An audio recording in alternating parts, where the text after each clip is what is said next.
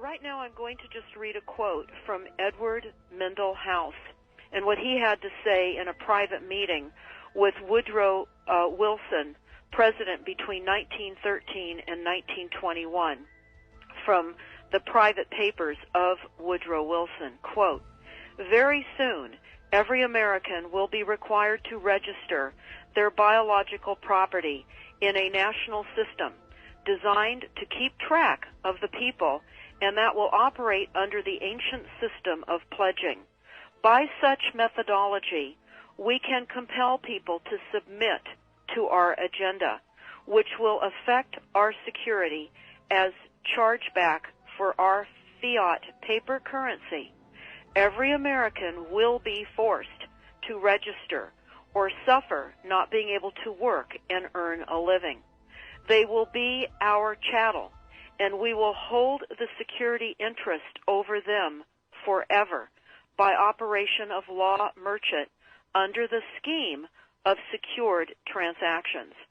Americans, by unknowingly or unwittingly delivered the bills of lading to us, will be rendered bankrupt and insolvent, forever to remain economic slaves through taxation secured by their pledges.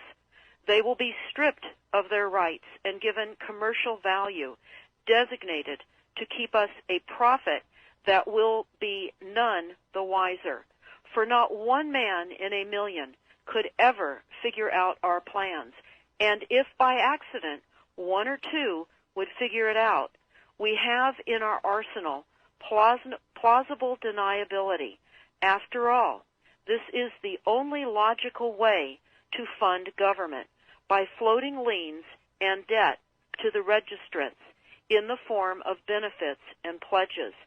This will inevitably reap us huge profits beyond our wildest of expectations and leave every American a contributor to this fraud, which we will call social insurance. Without realizing it, every American will insure us for any loss we may incur, and in this manner, every American will unknowingly be our servant, however begrudgingly. The people will become helpless without any hope for their redemption, and we will employ the high office of the President as our dummy corporation to foment this plot against America.